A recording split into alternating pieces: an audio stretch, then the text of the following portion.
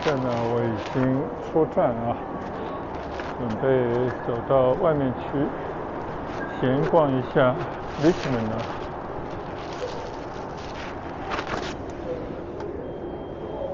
我发现啊，是没有收我的钱的。我不知道是整个过程没有到90分钟呢，还是说他只要在90分钟之间啊搭上那个就可以了。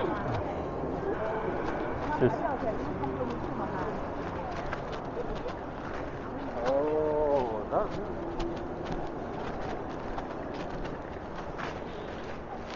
这边呢，到处都在起新楼。这栋楼呢也不是很高啊，10来层，但是遍地开花，就越来越像一个中国的城市啊。那我就随意的去逛逛吧。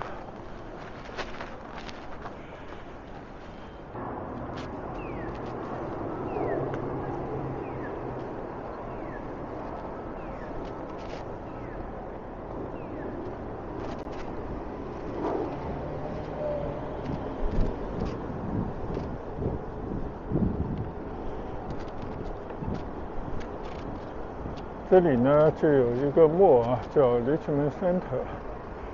这个 mall 呢其实已经到了 Richmond 华人生活的边缘了啊，但是这是几年以前的印象。里面呢也有一个 food court， 但中西混合啊，不像这个大统华那头的这些 food court 呢，基本都是中国的食品，中国的饮食。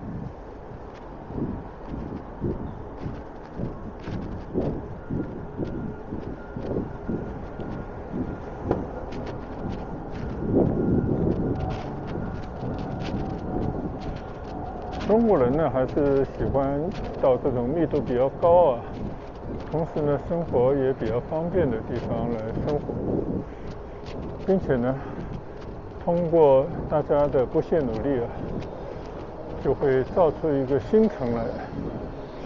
这个 Richmond 呢就是中国人啊，原本从 downtown 我今天去的那个 Chinatown 那边啊，慢慢的就转移阵地，转移到了这边。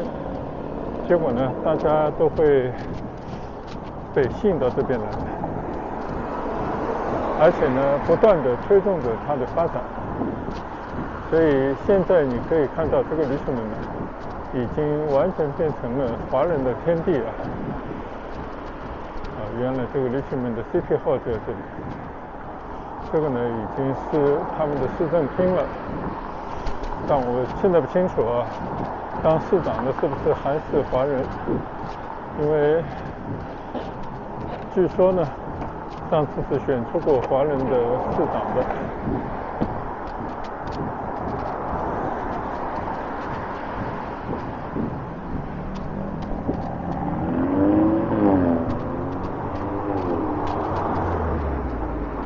这边呢叫 Granville， 就跟那个 Granville Island 名字是一样的。其实我没有什么目的啊，我就是到Richmond这边来闲逛一圈，看看这个 City Hall， 还有小瀑布流水啊。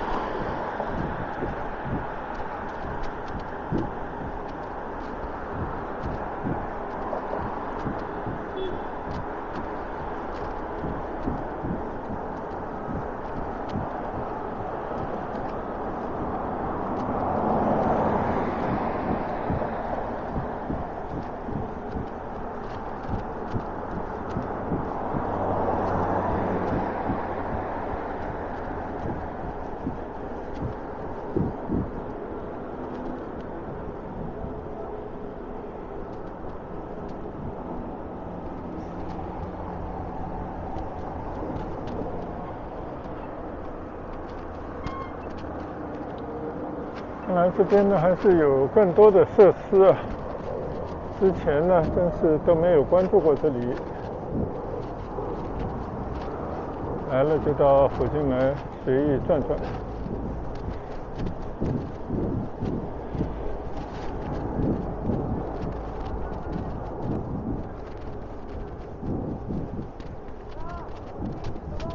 这边也有一个体育场。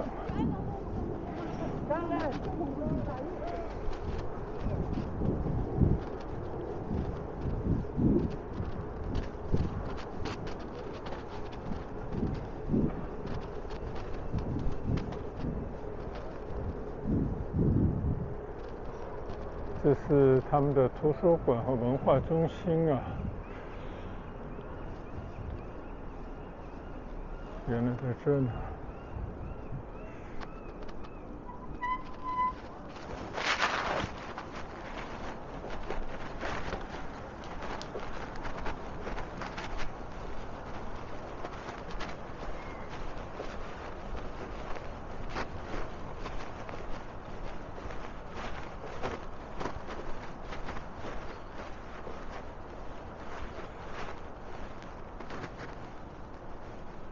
这个就是他们的图书馆和文化中心，门口还有个彩色的兵马俑吗？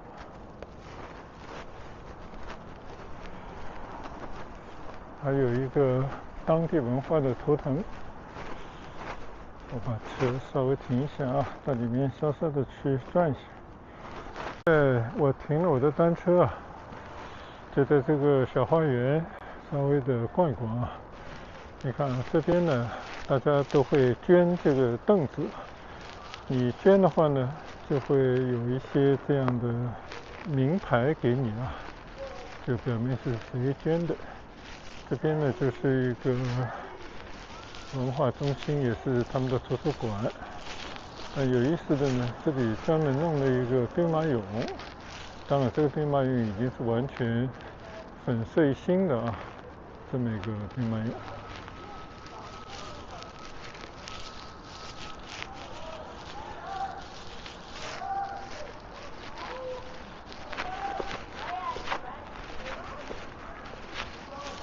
既然来了，我们也到里面稍稍的去看一下。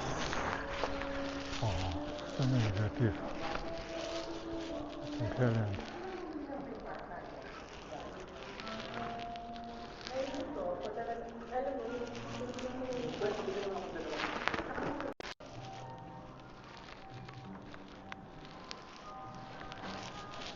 这边呢是利森的一个博物馆啊，在这个文化中心里面就陈列了各种各样的小玩意吧。可能是刚过完Halloween啊，你看这里还有一些Halloween这样的东西，但主要的都是一些小朋友玩的东西吧，倒也没有什么特别啊。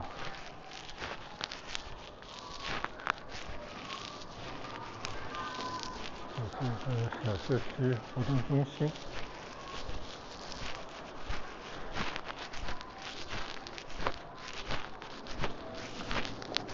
边上呢还是有一些其他的设施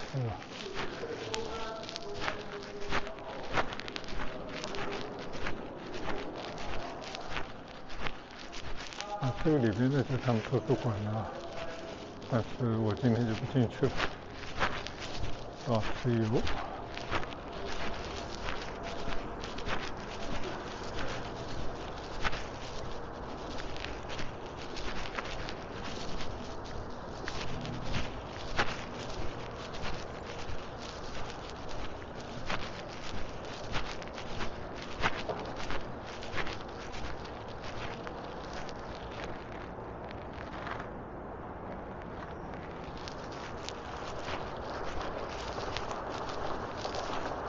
这么一个广场还是非常的漂亮啊。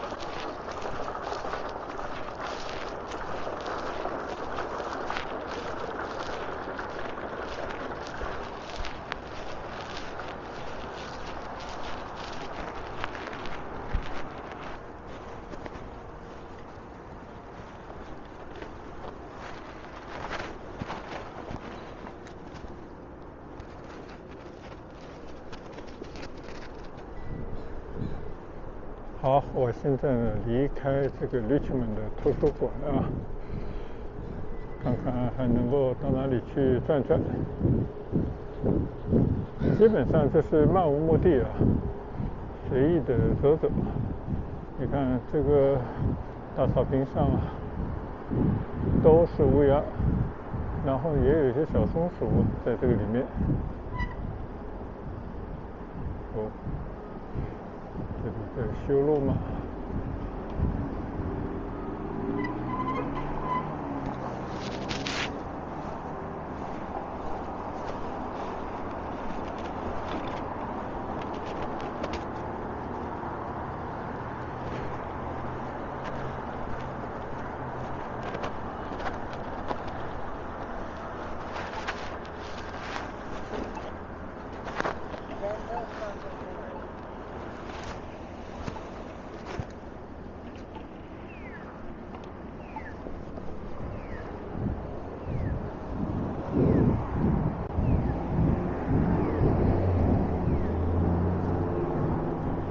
这附近呢都在大兴土木啊。你看到在这个图书馆边上，市政厅的旁边又在建一些公寓房，但底下呢，我相信都是一些商铺啊，完全是一种中国人的建筑的风格和生活的方式。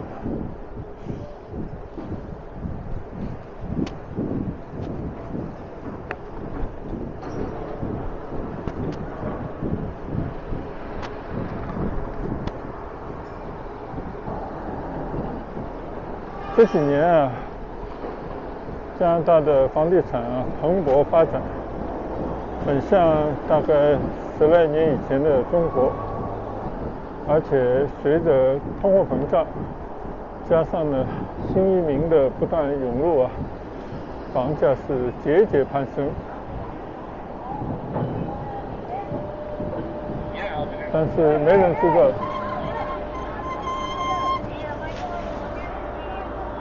Oh, really? All right. Okay. Sorry about that. Yeah, it's okay. All right, all right. Thank you. No problem.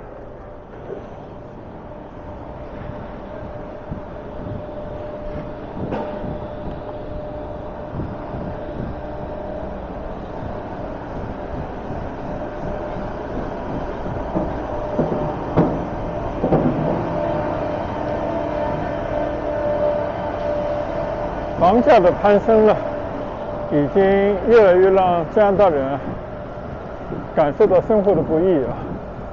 因为以前的加拿大收入虽然并不像现在那么高，但是他们在住和行这方面的开销呢，相对来讲还可以。可是现在呢，情况发生了很大的变化啊。他们现在必须要把大部分的钱用在他们的 mortgage 上面，用在他们的一个支付他们的房子的分期付款上啊。而其中呢，对于年轻一代人的影响最大，因为他们现在才开始要进入到一个买房、结婚、生孩子这样的一个过程。而加拿大的福利呢，以前更多的关注于就是年轻一代的教育，就是小孩子从出生到18岁呢，国家认养，就都会有所谓的牛奶金啊，确实给年轻的家庭呢很大的帮助。但是区一个小孩几百块钱的牛奶金啊，是完全不足以支付每个月几千甚至更多的一个房贷啊。所以这让现在年轻人的生活呢压力倍增。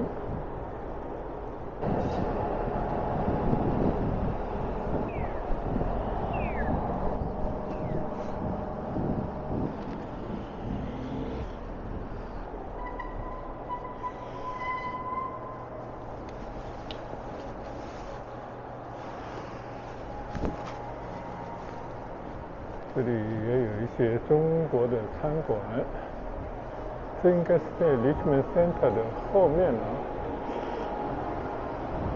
但这边可以停自行车的地方还是相当的少啊，所以我想到里面去转转，先得要找到一个停车地方才行。终于在这个哈德森贝这边有一个停车点，那我就在这边停靠一下我的单车，进到Richmond Center里面去看看吧。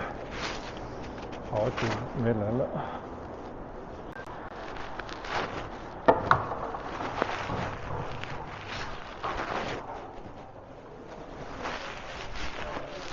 现在呢，我就介绍这个哈德森贝里面，穿到这个中心里面去。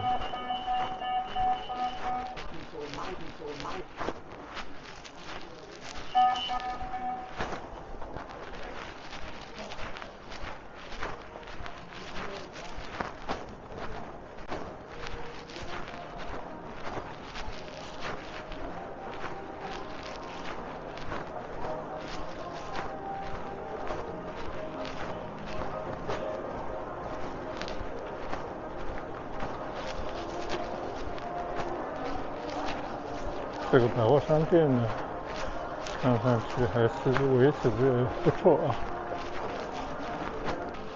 但却不是我要来的地方。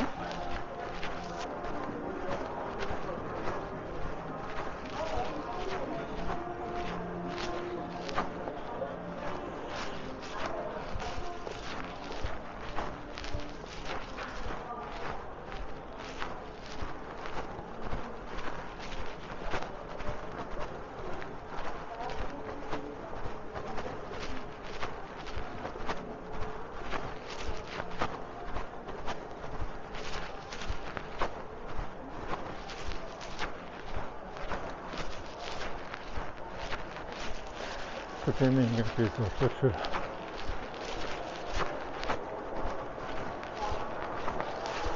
这个感觉呢，就像我们在其他的北美的任何一个大的shopping mall里面的感觉差不多，就是开阔的走廊，1、2层的这样的建筑物啊，在里面呢可以穿来穿去。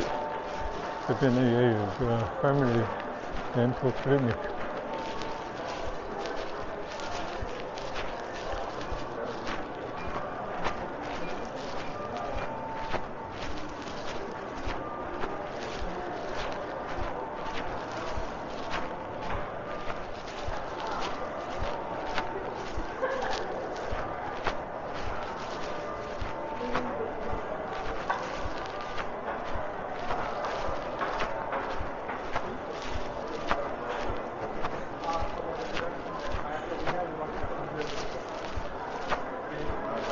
这里面还真不小啊！如果要认认真真逛呢，很多人在这边是可以逛1天、半天的。但我呢就随意的走走，走马观花而已。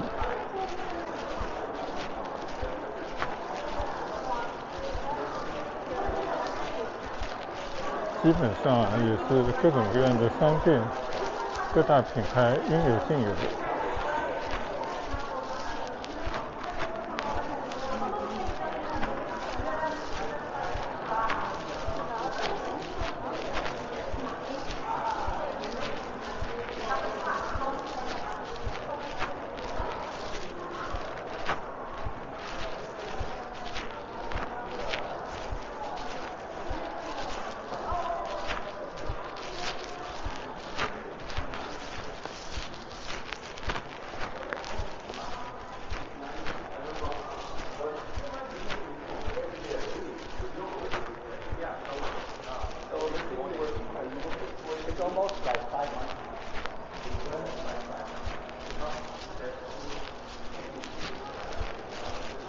我来到加拿大以后就发现啊，加拿大虽然也有3大电信公司，其实还有好几个小的品牌。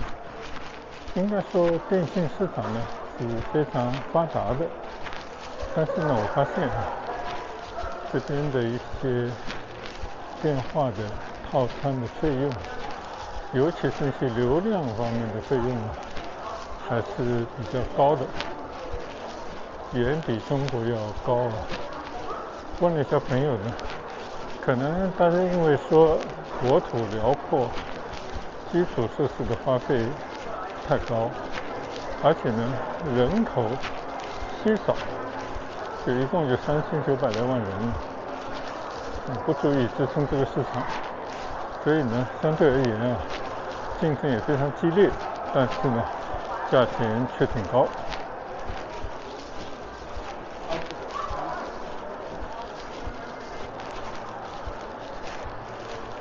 这边呢有个 Porsche， 这种豪车呢是中国人的最爱，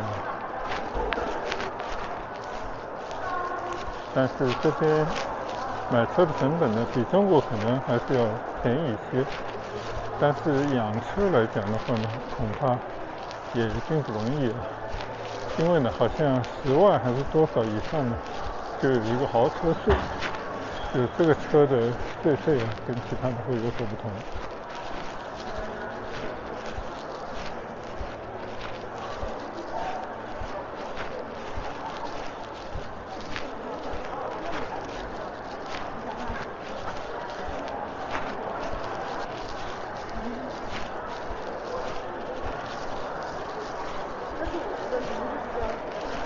你看啊，它这个shopping center，你看它这个天花板呢都是用玻璃啊，是透亮的，采光还是相当不错的，而且它只有2层吧，从这个地方呢可以上到上面那一层，那我们也到上面去看看吧。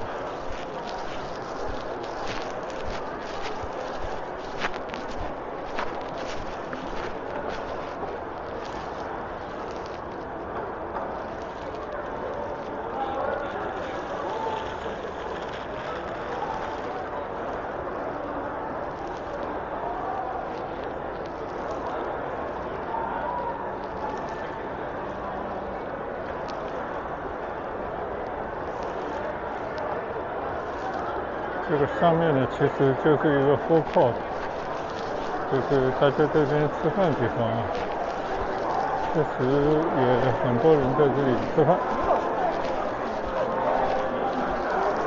这边呢也有各种各样的餐饮供应啊。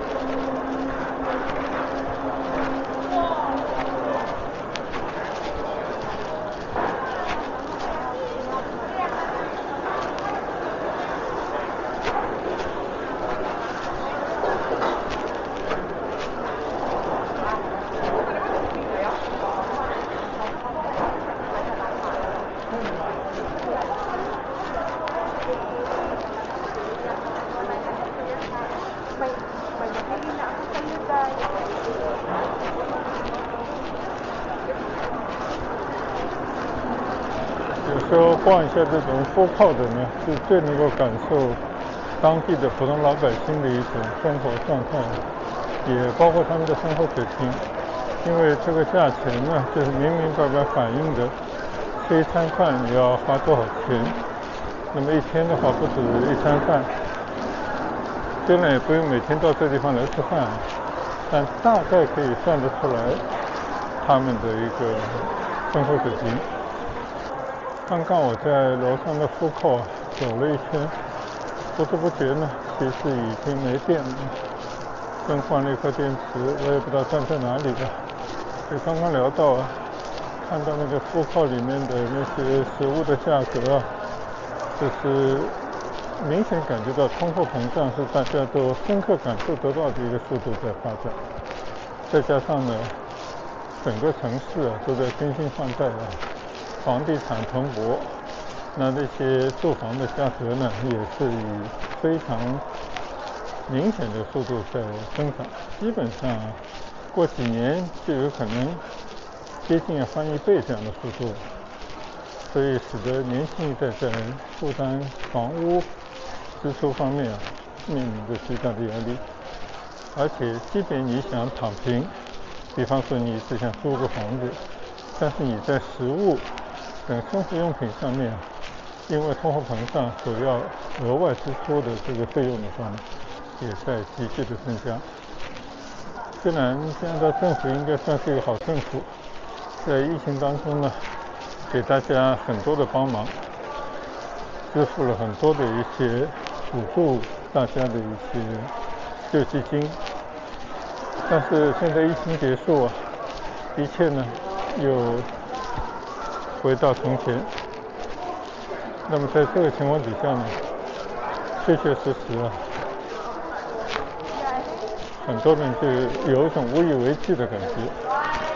当然我这个可能不是很全面啊，生活好的一部分人呢，照样天天过得很快活，尤其是那个带着大把钱来移民的新贵们，他们不但感受不到这些，而且可以在他们的巨额的资产上躺平。但不管怎么说呢，也确确实实呢，使得广大的人民百姓就是感到经济状况的严峻，就生活还是并不容易啊。好了，我呢就在这个 Richmond Center 里面闲逛了一天啊，现在准备去拿我的单车，再看看有没有其他地方可以去逛的地方。